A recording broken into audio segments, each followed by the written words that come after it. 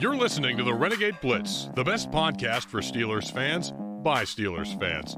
Follow us on Twitter at Renegade Blitz, at RBlitzPod, and at Blitz Videos. Read articles on RenegadeBlitz.com, like us on Facebook, and subscribe to our podcast on your favorite podcast app. And welcome back to the Renegade Blitz. I'm Ty Polk with Chris Ward and Brandon Walker, back with you to talk about the recap of the Steelers versus the Seahawks, where the Steelers won that game 23-20 in overtime. And guys, I was in the crowd for that game. I posted a picture up on the Renegade Blitz podcast account at RBlitzPod, and yeah, that was a good game to go to, guys. A very good game to go to. Yeah, it went down the wire. A lot of, that was a weird, we'll get into it, though. That was a really weird sequence at the end of the game there. Competitive game, and TJ Watt, came up huge at the end of the game. So definitely a good game to go to. Yeah, that was a good game to go to. The home team came up with the victory. I'm echoing what Chris said. TJ Watt rectified how getting that money with 2 sacks, game-winning forced fumble. Well, essentially game-winning forced fumble, and Boss being Boss. Came up with a clutch kick in the regulation, who we thought that ended the game. However, we'll get to whatever happened a little bit later, but he came through in overtime to win the game. Yeah, it was, as always, great kicking by Boz. Again, the third most accurate kicker in NFL history.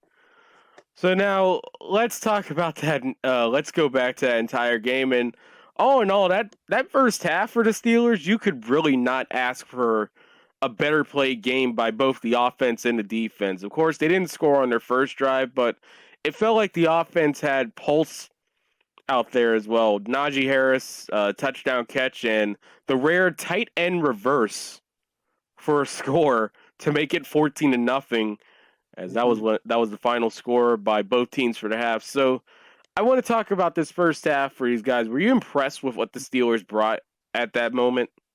Yes, I was. That was the best half they played. Obviously, that was the best half that they have played all season long. They started out fast. Defense played well. They couldn't, there's nothing better that you can ask for in the first half. Yeah, 14-0 at halftime. The offense, they started a little bit slow, but they started to get things together there towards the end. But the defense, they were dominant, and then the second half, just completely fell apart. I don't know what happened to the run defense. We'll get more into that, but man, Alex Collins had a field day there in the second half. But as far as the offense, I like what they're doing with Najee Harris. They were keying in on him. You saw Jamal Adams was in the box a lot, so Harris had to work for those yards. They didn't dominate like up front against Denver, but he moves that pile forward. He really runs hard, and he's always a weapon in the passing game. Yes. And one thing to talk about, at least with that first half, when you talk about the entire game, you have to talk about Ben Roethlisberger, of course. Steady in the first half. In the second half, I'd say this: the Steelers are very lucky that Jamal Adams is probably the best in the nation at run defense. I'd say that, but in terms of pass defense, if a ball hits you straight in the helmet, you probably should have your hands up going to pick that, and that's going to be something that I think a lot of Seahawks fans and Adams himself, the entire team, is going to look back and go, man, they could have changed the entire course of that game, and probably doesn't go into overtime at all. Yeah, a lot of people were getting on him on Twitter because the Sunday night intro with him saying, "I'm the best in the nation." Best in the nation. Yeah, and then nation. It hits him right in the helmet. As you mentioned, Ty, that could have been a huge play. The Steelers ended up getting a field goal on that drive to go up 20-17. But he's a great blitzer and run defender. But as far as pass coverage and stuff, I don't know. There's probably at least a couple better safeties out there. I know PFF didn't give him a good grade. I think he's not even near the top right now. But He was 62 of 65. yeah, It was, but This not good. I don't know. How do you feel about Adams, Brandon? I think he's a great run stopper, blitzer. I don't know how many picks has he had in his career. He's never been a high interception guy. He's been an average cover safety. Because I think Diggs is the better cover safety when it comes to Seattle. And then when they had Marcus May when he was with the Jets, he covered a lot of that stuff too. So Seattle knows how to use him in a way they used to use Cam Chancellor, except he blitzes more. So that is their new Cam Chancellor. Yeah, coming into this game, the Seahawks, they allowed 450 yards or more in 4 straight games. And I kind of figured to go in the game that the Steelers weren't going to go off on them offensively, just because the Steelers offense themselves are they're not that great either. So I didn't really see them going into this game exposing the Seahawks defense even more. I didn't see that either. I thought they would have a solid game, but they wouldn't have. They had about 355 yards overall, around that area. 345. 345. They're 350. I was close enough.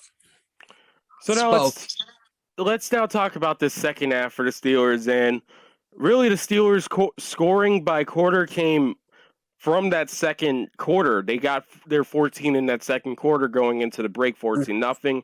And then in the third quarter, that's when the Seahawks offense and largely their defense as well woke up in there. They had 14 points in the third quarter to the Steelers 3, and it felt like a different tenor because that's when they started going into the run game. They tried to get the quick passing game a little bit with Geno Smith, and while it had some success with it, it wasn't really the thing that was carrying them until Alex Collins came through. What was your biggest worry going through that second half? It's been a theme all season long for the Steelers, except for the Buffalo game. And even then, I think Buffalo misfired and they blew that game. They have not had a good defensive second half all season long. If you take a look at it, if they don't turn the ball over, talking about the defense, they're going to have trouble in the second half. Alex Collins ran for 5 yards a carry. I can't tell you how many yards Geno Smith threw for in the second half. I don't have that number offhand, but it was once again defensive breakdowns, not getting pressures on a consistent basis, and obviously when it was time, they got it. But it's just going to be an all-season problem. So if they can't get turnovers in critical situations, they're not going to be winning ball games because they can't close out games on defense. Yeah, and that's 5 turnovers in 6 games, and they got one in overtime from TJ Watt, which ended up winning the game for them. But yeah, definitely. You see it around social media, prior to this game, where people were saying, "Is this defense overrated?" And I have to agree with that so far. Other than Cam Hayward and TJ Watt are 2 definitely all-pro players. They have a couple. Norwood played a good game. Highsmith played a good game. But overall, I don't know if Keith Butler's not, having the proper schematics in there or something, but they just haven't been coming through. And the main guy that's been really getting ripped apart by a lot of Steelers fans is Minka Fitzpatrick, who was an all-pro player the last 2 years. But so far this season, he hasn't played up to that level, especially when it comes to tackling. He had a rough game yesterday, along with the entire defense, really. Yeah, let's talk about that tackling situation for that. Being in the stadium, it was clear. In the first half, I remember tackling being much better, but in the second half, it's like the Seahawks basically lathered themselves in Crisco. Steelers defensive players were just falling all over beforehand, before even touching these guys, and a lot of those first downs that the Seahawks got in that second half were off of broken tackles, which for a Steelers defense, at the very least, you want to say right now they're the epitome of bend and don't break right now. So sure tackling would at least help in a lot of these situations, especially with the offense's sometimes inability to get, past 20 points. They managed to do it today, but just Sunday, just barely. Sunday into Monday. You get what I mean? Right. Yeah, because you would think the Steelers defense would step up and make a step forward because they're not. I know we have Hayward that's old. Hayton is old, but everybody on that defense are young, mostly first round picks. So the talent is there, the ability is there.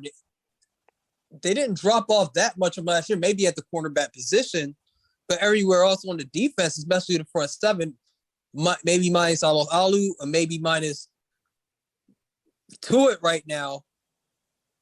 It's really not no excuse for their defense to not be falling off like that off a cliff and not make adjustments or whatever the situation may be, for them not to be consistent from half to half, quarter to quarter, game to game.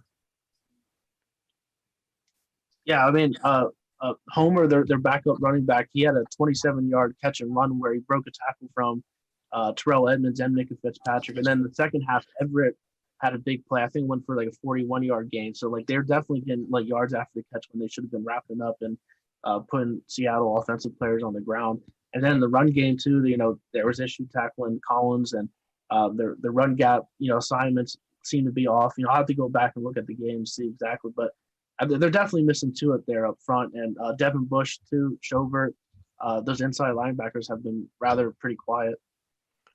There's one thing that I noticed being in the stadium is that the Steelers kind of just like, how most teams were running a single high safety against the Steelers and basically saying, we're going to shut down your short passing game and we're telling you, you got to run the ball or you got to throw it deep.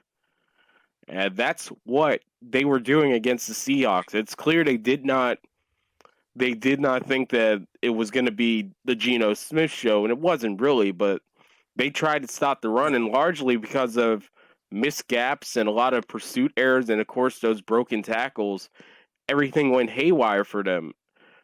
I don't know what to say whenever you put it into a defense because, again, Edmonds was up in the box. It was all day as I looked out there. Edmonds in the box. Minka out high. And still, in the second half, they couldn't really stop the Seattle running game.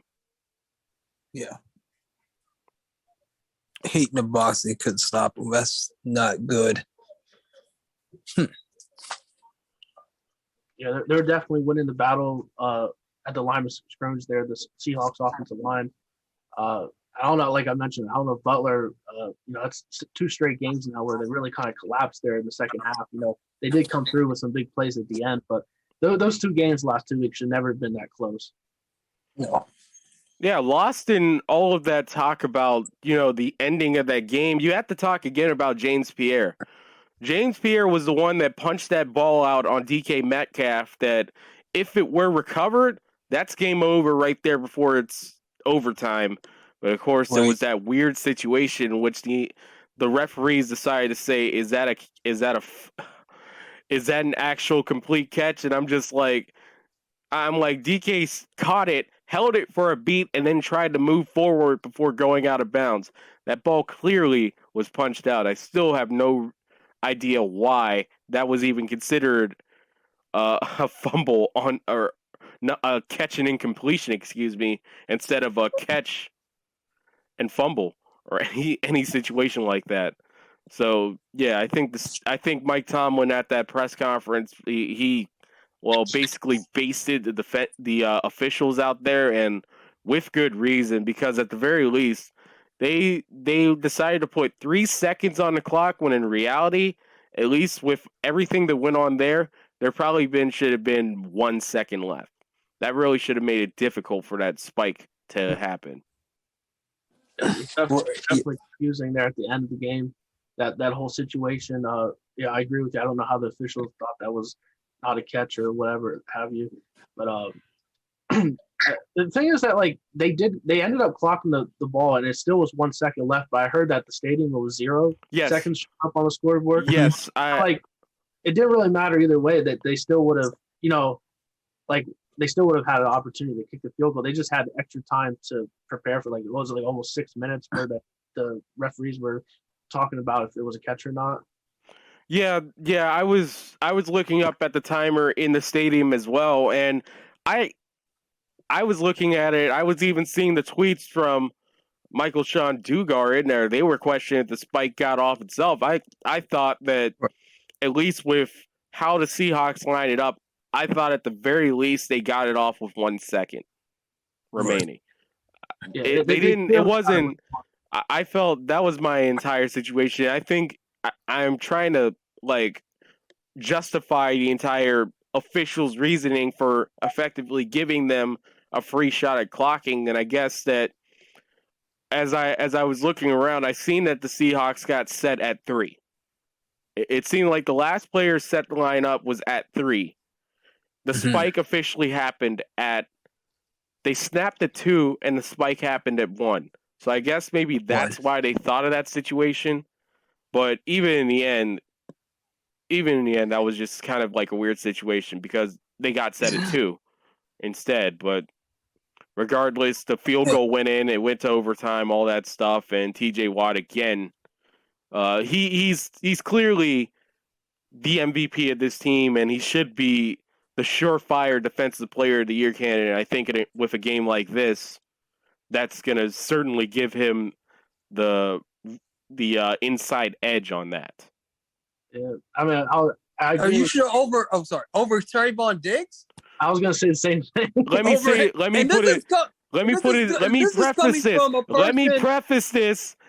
preface this. If Trayvon Diggs, a rookie, breaks Night Train Lane's interception record, yes, give him it. Because that was a rookie breaking a man who was a rookie's record. Like Night Train Lane, actually in his second year. That was his second year? But let me rephrase that. We're talking about Trayvon Diggs. Yeah, he's actually in his second year. Trayvon Diggs, second year, but didn't he he's in his second year. But didn't he opt out last year? No. He didn't? No. Well, that proves. Well, all right. So look. Yes. Let me totally rephrase that. Now that I have more information about this, that's how much I follow the Cowboys. It's going to be really tough for you not to give a guy that at least is going to have double-digit interceptions. But look, they didn't give it to Xavier Howard last year. Yeah, I mean, I don't know. They tend to put it on to guys. Defensive Player of the Year, it tends to be guys that are going in there getting sacks and all types of stuff. That's the big thing for them.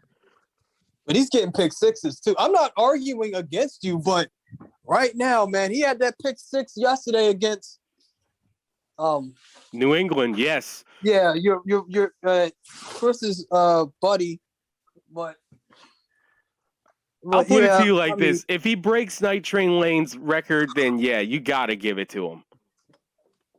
Yeah. Well, all right, let me ask you a question. This is like a what do you think is harder to get, sacks or interceptions? Oh, it's tough. For a defensive player, what, sacks or picks? Sacks, because interceptions sometimes could be a little bit fluky, where like it tips off someone or quarterback there makes a terrible throw and it just lands right in the player's hands. I could agree with that, but sometimes sacks could be a team effort too. It could be a quarterback going in and roaming around and he just gives up and then somebody just touches him. He gets a sack. Interceptions for me. But going back to the end of the game situation there, Ty, do you think that's why Tomlin was so upset because he saw 0 on the scoreboard? Yeah. And he thought they gave the Seahawks an extra play. But, I mean, if you go back and watch the game broadcast, it clearly shows that they spiked it with at least 1 second left. Well, there was a lot of in-sync issues with the game clock operator, as it always is in stadium. So you never know. It's like a happy trigger finger by the hometown game clock operator.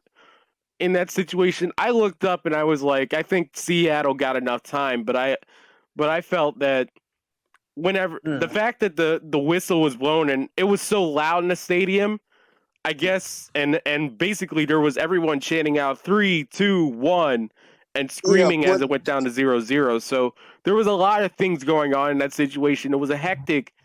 It was all around hectic in that situation. So I just don't think that in terms of that, whenever the spike actually happened, if they would have went back and looked at the timer to see if the spike got off before that, I think it would have been better than just trying to review something that clearly was not worthy of a review. And according to Jeff Hathorn, he of 93.7 The Fan, he said that Mike Tomlin was screaming at the officials in the tunnel after the game. Tomlin thought there should have been Tomlin thought the game should have been over in regulation, and the clock showed all zeros. And as we saw after the game, Tomlin said it was an embarrassment by the officials to review that Metcalf catch, which was clearly a catch. So, but Mike Acidi of Steelers now also said that he heard when he was walking to the press game or to the post game presser that he heard Tomlin saying that I'm telling the truth. I'm writing a check to the league office tonight. So I mean, it'll be. I don't think Tomlin said anything really outrageous, but it should be interesting to see if the NFL hands out a fine to Tomlin. Oh, he's gonna get fined. Oh, anytime he mentions the officials, especially with these. Oh, the officials. Oh no. Yeah, because he's yelling at him after the game too. It might not be as hefty. He's probably. I'd say he gets fined $20,000. 20,000. But I'm not sure if I ever saw Tomlin that mad after a game. He's usually pretty level-headed. Yeah, I think that was just like an out of character moment for Tomlin. But I mean, you have to like it from him because in some of these situations, people say that he doesn't show enough fire, and it's just like, well, there's different ways you could show fire. That was just one way that he did it at that time, and it was within reason because being in the stadium, you could see the clock did go 0-0. Yeah, exactly. I just want to mention one more thing about this, about the end of the game there, of the end of regulation play there, because DK Metcalf and Shannon Sharp have been going at it on Twitter today, and I thought the same thing. I was shocked that Metcalf didn't go out of bounds. I mean, that shows really, a lack of awareness of like the game because they were clearly in field goal range there. So, but great play by Pierre to strip that ball from him. Yeah, about that tweet, DK Metcalf clearly does not know who, or now he does know who Shannon Sharp is because he called him a washed-up wannabe, a 3-time Super Bowl champion, an 8-time Pro Bowler, a 4-time All-Pro tight end, 1-time second-team All-Pro tight end. Arguably, when you look at today's tight end, when you look at the Travis Kelce's, the Rob Gronkowski's, and so many other tight ends of that same ilk, Shannon Sharp washed up. He began it. That's just dumb. Come on, DK. That man has a gold freaking jacket. A gold jacket. That's all you need to say. You just listed it. He has a gold jacket. I mean, DK Metcalf, he's right now he's on the trajectory of getting there, but he's kind of shown that before. He's kind of I know he's a young guy. He's kind of a little bit immature though, a little sensitive. After a loss, he probably not the best idea to get in a Twitter war with Shannon Sharp. Yeah, did he do it after the game or? It was like today. You mean he did it last night? No, today. He did it today. Oh, he did it today. Yeah.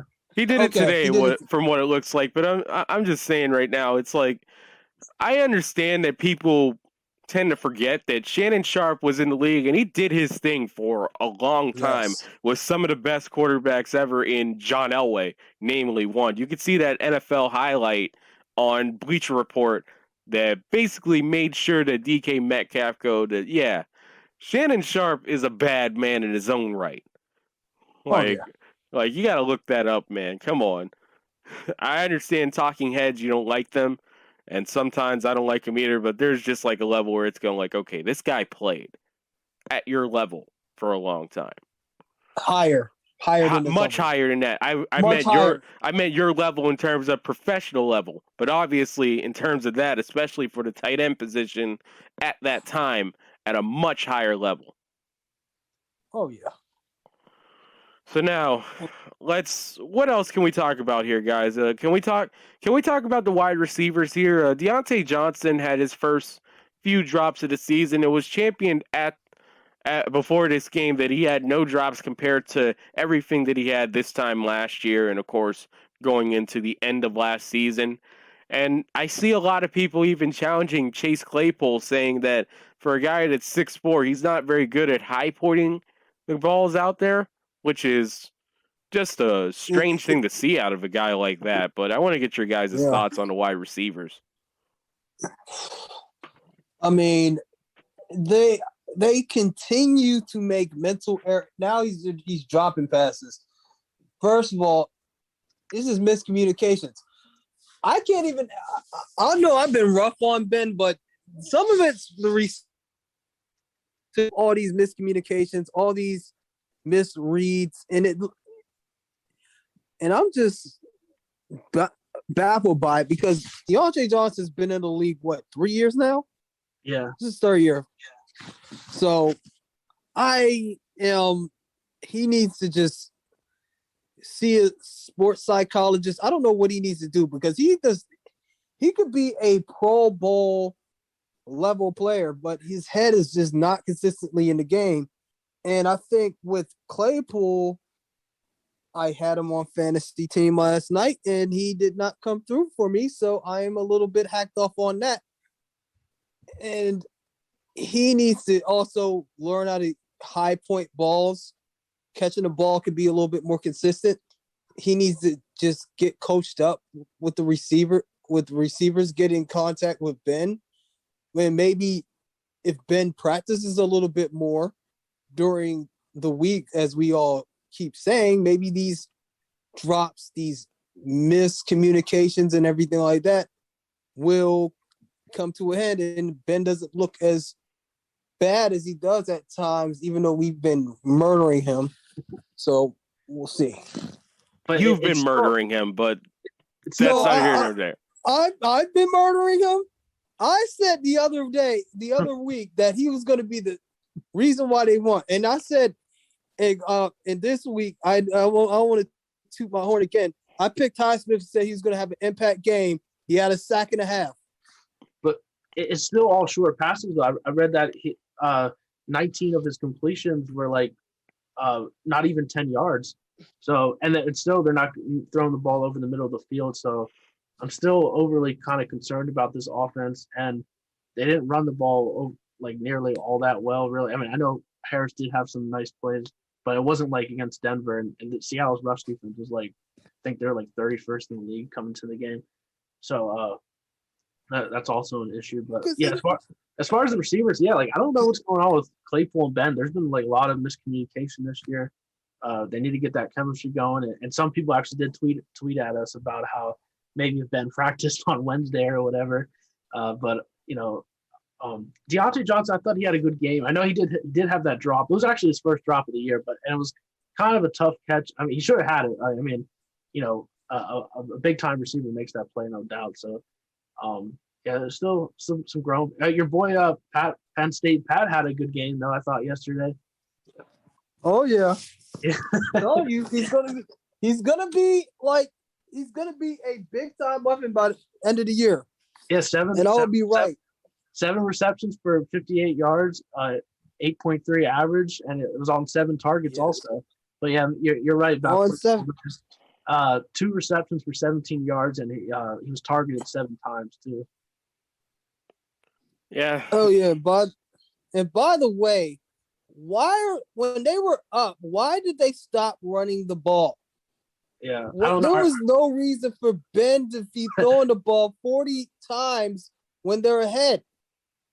Yeah, I think that came after they had like 2 runs. I think one for like first down yards. I think they're both like around 10-yard runs, and then they tried to throw, and that's when Ben had that fumble. He tried to pump fake it or whatever, and it fell out of his hands. Yeah, that fumble was just like one of the weird things ever. I was getting ready to say, like, in the stadium, I was like, is that a forward pass? That looks like it should be a forward pass. Yeah. I mean, I mean, they got it's rid of the tuck rule though. I was reading. oh yeah, that makes sense. That Doesn't- makes sense in that situation because I'm like, that's the tuck rule thing, and I'm like, what? Yeah, But tuck yeah, rules- that's like the most like phantom fumble you'll ever see, and that's something that can be rectified also right there. And I do agree with you guys in terms of maybe Ben should practice on a Wednesday. You know, I mean, this could be the final season of your career, so coming out of this bye week, I'd expect a practice on a Wednesday out of him, but who knows at this point? No, he was dealing with some injuries, so maybe that's why he didn't. But I mean, he never practiced on Wednesday. Really, that's been going on for a number of years now. Yeah, I'm talking. Yeah, you're probably thinking back to at least around 2016, maybe. That's when he stopped practicing like noticeably on Wednesdays. Oh, I think about 14. I would say about 15, because he got hurt. Remember, he had that aorta situation Oh yeah, when he got a bone not hitting it. When he his cave literally got caved in, his chest got and caved. everybody thought he was just faking it, but he was like, "Yeah, no." Yeah, was that was, like back, that was back in 2012. The 15 injury, that's when he had that knee injury. Okay. Yeah. Well, he had that knee injury, but he got hurt. Yeah, He got hurt that year, and then he stopped practicing. But yeah, thank you for clearing that up, because I knew it was one of them years that he got messed up pretty bad in the chest area. So yeah, he could at least get like 50% reps on Wednesdays. That would help. What you guys think about the offensive line performance? I thought Dan Moore Jr. was noticeably getting beat there off the edge. It'd kind of be interesting to see if they do make the move, because Zach Banner did get activated. He was inactive for last night's game though, but it'll be interesting to see if they put Banner at right tackle and then move Chuks Okorafor to left tackle, because I don't know, Dan Moore Jr. he noticeably struggled last night. Well, Moore actually got hurt during the game, so there could be a possibility out of the bye week. But Right. I thought on a whole, maybe it was because of the quick passing game by the Steelers. I thought the offensive line was okay. I mean, you got to remember, even with the one fumble, that wasn't even off of pressure. That was just mishandling the ball. Like maybe if that pump fake was successful, that's a sack for Seattle. But as far as I know, I'm trying to see the stats right now. Ben didn't officially get one sack. That was all Seattle only recorded one sack. Yeah, one, and he got hit. He only got hit once too. So if you're on ESPN, one sack. So the line play is playing better. So they're not messing up the church's money right now. They're averaging 4 yards. You could want it to 4.5, but they average this as a team 4.5 yards, like 4 yards a rush. So they're doing their job. I mean, you said Dan Morris got hurt yesterday. Yes, he got hurt. Shoes could be good at. Yeah. How bad is injury?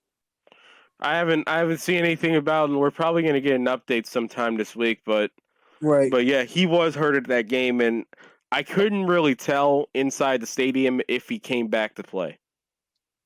I think Joe Haig finished off the game at left tackle, and he did pretty good. I thought they ran the ball well up the middle. I thought like Kendrick Green, Trey Turner, Kevin Dotson played pretty well. And the Seahawks pass rush is not very impressive. When we had Mike Dugar on, he mentioned that they're not that very good when getting after the quarterback. But they had Dunlap though, and Dunlap last year and historically Dunlap is older. He's what, 33? He's getting towards the end there, I think. Yeah, he's getting towards the end. But I agree with Brandon. I think the offensive line is slowly improved. You see that the last 3 games. So that's definitely encouraging. People got to remember that all these things are going to take time. I mean, you remember like towards in the 2010s, directly after that Steelers Super Bowl, and even while the Steelers were making those runs in that 3-year stretch, the offensive line wasn't really any good there. So it takes time, and it's clear that the next quarterback in waiting is going to have, well, hopefully a more mature Steelers offense with guys like Claypool and Who knows if Juju comes back, but Deontay. And I also wanted to show you guys this. Speaking of the Steelers, the snap situation was very, very interesting, at least in my mind. So you can see the snaps for the receivers, tight ends here. Deontay Johnson, 69. Chase Claypool, 63. Ray McLeod, 52. Penn State Pat Freiermuth, 45. Eric Ebron, 34. Zach Gentry, 23. And James Washington, a very, very meager 8. So it's clear that the Steelers are going to be running. I think the best way for the Steelers to go moving forward is an 11 personnel single back formation with 2 tight ends and 2 wide receivers. Looks good because I think that looks a good look because I think Freiermuth is going to be a weapon. He's going to be the biggest red zone threat that they have. I think he's more trust. I think Ben trusts him a little bit more right at this moment than Claypool right now. Yeah, because he didn't drop a pass. He don't drop passes. He maybe dropped one this year, but I remember one. That was it. He is dependable. That was the game when the Steelers were messed. I think it was against the Bengals, maybe, or I don't remember exactly. I think it was Bengals. That's when they were messing up completely on the offense. But I think as far as the snap count, man, I was surprised that Washington only had 8 snaps because I thought he might have stepped up big there with Juju out. And man, he has to be really frustrated now. I know there's reports that he wanted out earlier during training camp in the preseason, and to only get 8 snaps. I know Ray McLeod 52 snaps. I mean, I don't know. That shouldn't be happening. It's Ray. I think Ray is a solid kick returner. You know, the opening kickoff, he almost broke that one open. But yeah, James Washington. I wonder how much it plays into that rookie season with Ben. Like I know it's ancient history, especially in this league, but that's something right there when you think of just how badly Ben and James Washington got off on the wrong foot, and really outside of maybe early on last year, it seems like there just hasn't really improved at all. No. I mean, I don't know if they don't want Washington to slot. You might think McLeod's a better option, or I don't know. It has to be something to do with where the receivers play at. As far as like they're the X flyers here, what they call them and stuff. I think with the tough in terms of tough catches from a wide receiver, I think James can do that. Yeah, definitely interesting. I don't know what I'm not too sure what they were thinking there, but Washington has only 8 snaps. That's not what I thought. But so you think he's a tough catches? What about number 15? Cody White. Yeah, how come we haven't seen much of him? Because the personnel look. I mean, when you take a look at this, Zach Gentry had 23 snaps. Zach Gentry, again, 23 snaps. Ebron, 34. Pat Freiermuth, 45. Eventually, it's just like, what? You can take away snaps from Ebron, I guess. But if you're giving Zach Gentry 23 snaps, it's clear that they're going with multiple tight end sets. They're going back to, more the mid 2000s with the tight end heavy lineups there.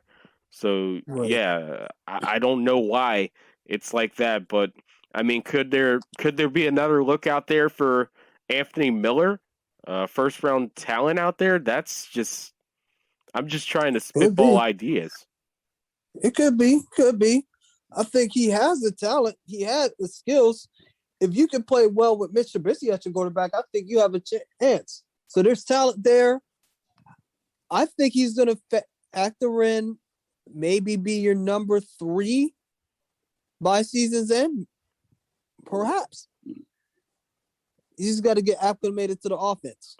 I think it's too late for that, but because it's rare that a guy comes off the practice squad unless he was there from the absolute beginning Right. and then go off and prove themselves as a future receiving threat. And I don't want to discount Anthony Miller and his talent there, but it just doesn't seem like a likely situation, especially at this point when you look at the quarterback right now and you look at how dependent they are, at least on tight ends at this moment. They are a tight end centric team. So where do you think the Steelers go from here? You know, they're 3-3 at the bye. That's really good considering where they were at 1-3 before. They have the bye, and then they go to Cleveland. So what's your predictions in the near future for the Steelers? I think that this is. I'm actually going to downgrade them from the 10-win team that I had and put them down at 9 now. But in terms of that, I was talking in a space with one of the Steelers writers, actually the guy in which I got that stat for these snaps. Derek, who writes a few things out there for Sports Illustrated. Derek Bell. That's who I was talking to. Okay. So I looked. He's one guy that probably in the future we should look to getting on this show as well. But I told him that I had him as a 10-win team at in the preseason and really back from draft day, and now I'm now with active information. I'm going like, yeah, this could be an 8-win, 9-win team, but I'm leaning more towards 9 because somehow, some way, for some reason with Mike Tomlin at head coach, and even with Ben. You could call him washed, but still, he'll somehow make plays that'll get this team in positive situation. It's just up to the other team to make the interceptions, as you've seen with both Denver and now Seattle this week. So I just see this team going over 500. If it was a 16-game regular season, I'm saying, yeah, at 500 seems like where they're going to be. All right. Cleveland is kind of hurting right now. They're limping right now. That game's on the road, correct? Yeah. The game they're coming off the bye. Okay. That's going to be a tough game, a swing game. That could go either way. I think they can I think they can beat one of Cleveland, Chicago, or Detroit. Okay, yeah, okay. Yeah, I would agree They can win one of those games. Hold on. They can win one of those games. Maybe 2. They might. They have a chance. Oh, they're going to definitely beat Detroit. Yeah. one of them is Detroit. You know what? As crazy as this sounds, I think I have them going 6-3. So being Cleveland, they're going to win their next 3 games. Yeah. I'm probably having But probably. But after that schedule. Whew. Yeah. That schedule. They could go 6-3. But Chicago's the last offense 3 is just, years. Yeah. Go ahead. You first. No. Yeah, it's 3. But the problem is going to be after the next 8 games. After that. Because the last 3 years, they have not ended well for the Steelers at all. It has become a trend. So I'll say they go 8-9. Oh, you got I say 8-9. At this point, at this juncture, because I see them going, but I see them falling apart at the end. At the end somehow, because Ben has fallen apart. He's gonna hit the wall. I mean, he hit the wall at some point, so he's gonna hit it's gonna be like a Drew Brees situation. Yeah. Like he fell off at the end of last year. Either he's gonna fall off the cliff or he's gonna get hurt. I could see at least in the next 3 games, I think Chicago is the more likely loss out of it because that defense still has Khalil Mack. And while the offense, at least with Justin Fields at quarterback developing, I still like to think the Steelers defense will feast on rookie quarterbacks, but who knows what this defense could be. But in terms of that, I think Chicago is the most likely loss. Cleveland also has a chance to be a loss as well because I don't think they have their number right now, but I think they have confidence now whenever they see black and gold in First Energy Stadium. Right, but hold on. Kareem Hunt, isn't he? He's hurt bad, isn't he? He's like, He's not going to be back for that game. I think he tore an Achilles. And Chubb he didn't play yesterday, but I don't know if he'll be back by the time they play the Steelers. Yeah, the Browns, they're dealing with some injuries right now, but Baker's hurt too. Yeah, he's dealing with that injury. They'll have like a mini bye though because they play Denver on Thursday night, so maybe that would help them.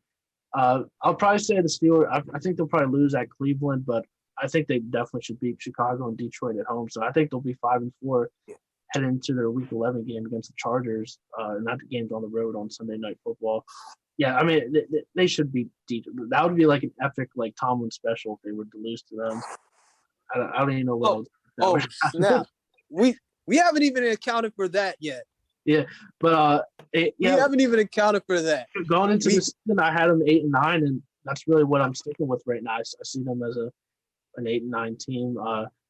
People were getting on me on Twitter because I thought they could have been 1-6, but they were missed.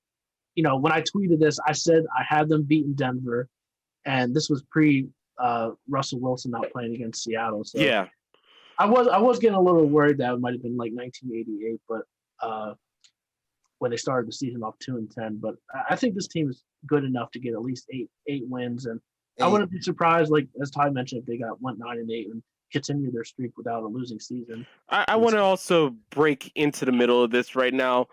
I want to clear that I hate the two words that you guys like to say, Tomlin special, especially this year, because realistically, there's only one Tomlin special with this team right now, and that's Detroit.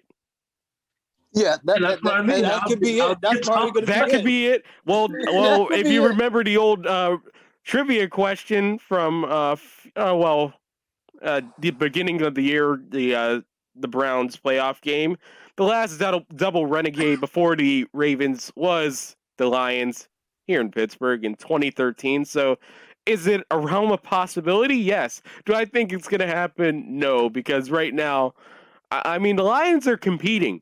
You can say that about the Lions right now. They're just right now snake bit like none other right now. Jacksonville won their game, so now they're officially snake bit.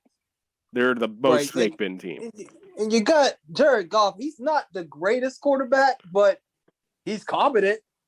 It ain't like they're coming to a game with a total scrub as their quarterback. Yeah. I think he gets bought out, and he's probably going to be one of those guys that are on the quarterback market. Could the Steelers be interested in him? He is the epitome of a guy that needs a good offensive coordinator, right? No, a good to great offensive coordinator right now in his career and at all times, honestly. Wait, Todd, did they double Renegade at the game yesterday, or did that not count? They singled it during the overtime, and I was sitting there looking up at the screen like, hey, guys, final drive right here.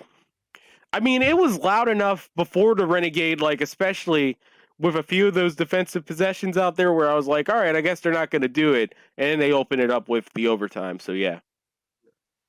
Now, we talked about it a little bit before the show, when we weren't on, but what happened there with that situation with the Steelers fans doing the wave since you were there, and our next guest was talking about it on Twitter? Yeah, so programming note, we are going to have the famous urinating tree on our podcast next episode, and urinating tree will give us the opportunity for the 4 sides of Point Park for the first time ever on the Renegade Blitz. But yes, the Seattle nose tackle, Darrell Taylor, was down on the ground and clearly very hurt. But I want to preface this with this. Anytime that a Seattle player was hurt during this game, they automatically, whoever it was, went down to a knee. So there was confusion in terms of it at the same time. And then later on, the Steelers weren't going down to a knee whenever players got hurt. So it was a different situation as that game went through. They were attempting to do a wave at first, and it was failing. Then after that, it seemed like they actually got it together, and by that time, the Steelers were starting to realize, oh, this is a serious situation. He's down.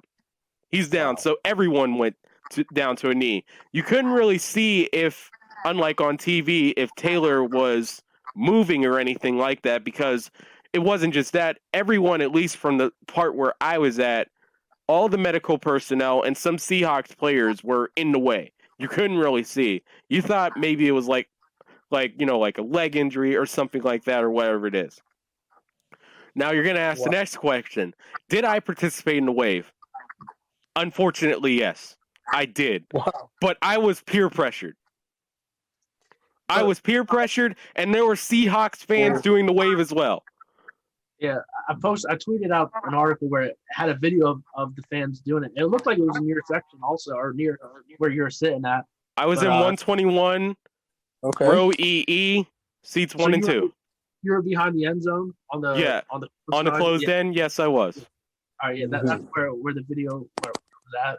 But so you might have seen a dude in a 75 Joe Green jersey doing it, and that was me. What happened with the players? Like, what were they doing? Were they like signaling to quiet down, or you mentioned that on that they said to please be quiet or something? I didn't see the players flag it down or anything like that, but the wave went around twice and then it stopped. But I did see the quiet please sign on the scoreboard. Yeah, so that was it. I saw a Seahawks reporter tweeted that Carlos Dunlap wasn't happy about it. I don't know if he made it. He shouldn't.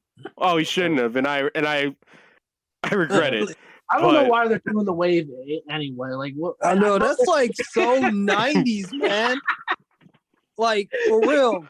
Again, it's done at baseball games. It's like, well, when the Penguins are up like 8 against like the freaking Buffalo Sabres or something like that, we're gonna hear the woo chants like Ric Flair isn't toxic right now. So yeah, I don't like the woo sound either. Just like cheesy. Like, I know like the what chants. I know they were probably all drunk out of their mind there late on Sunday night, but so what was the mood like there at Heinz Field? You know, the Sunday night game, and they were honoring. It was an alumni weekend, also all the Hall of Famers. Alumni weekend. So loud as all hell. It was loud as all. What were they? Don't get me to alumni weekends, please. Troy Polamalu got the biggest pop out of everyone else. Second was Bill Cowher. Third was Donnie Shell. Fourth was the Nunn family. Oh, Faneca. And Faneca. Ooh, I forgot about Faneca. Faneca, excuse me, probably was right behind Nunn. So Faneca officially fourth. None fifth. Whenever they went through the line of everybody up top at the stadium, so you know, Kiesel was there. They had Santonio, all that. You know, it was solid crowd noise there. But whenever it was funny that they did it against the Seahawks too. Oh yeah, you knew the second I realized, wait, alumni weekend, yeah, they could flex Super Bowl 40 right there. Oh, they did. You know they did. Actually the videos on there, if I recall correctly, didn't really have a mention of Super Bowl 40. And you'd think that key block with Faneca would have been something that they highlighted, but it was just like, stock footage of like, in and around like the 2003s, home games with the Steelers and stuff like that. They didn't really pimp out Super Bowl 40 as much as I thought they would have. Yeah. Shout out to them for being showing some class. That was a classy move. Because I would have done the exact same. It's almost 20 years now, Brandon. Like we mentioned on the preview podcast. 15, okay. Yeah, it probably turned out better than another team that had an alumni weekend on Sunday, and I will not mention that team, and I will not pimp out that team, because, and Chris, you know what I'm talking about, and you know what they did.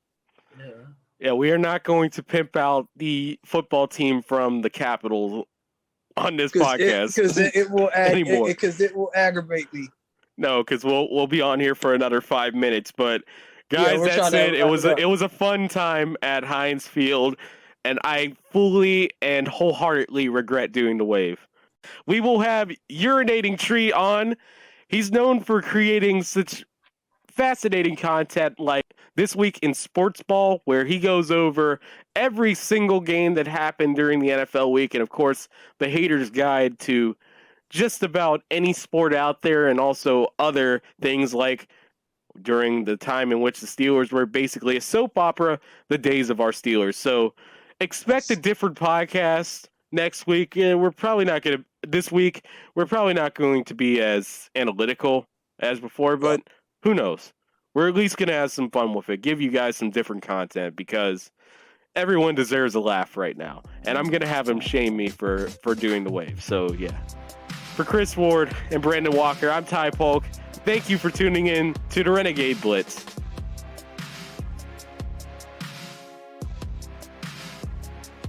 Thank you for listening to the Renegade Blitz podcast. Follow us on Twitter at Renegade Blitz, at @RBlitzPod, and at Blitz Videos. Read articles on RenegadeBlitz.com. Like us on Facebook and subscribe to our podcast on your favorite podcast app. The Renegade Blitz podcast is available on Apple Podcast, Google Podcast, YouTube, Spotify, and wherever else you can listen to podcasts.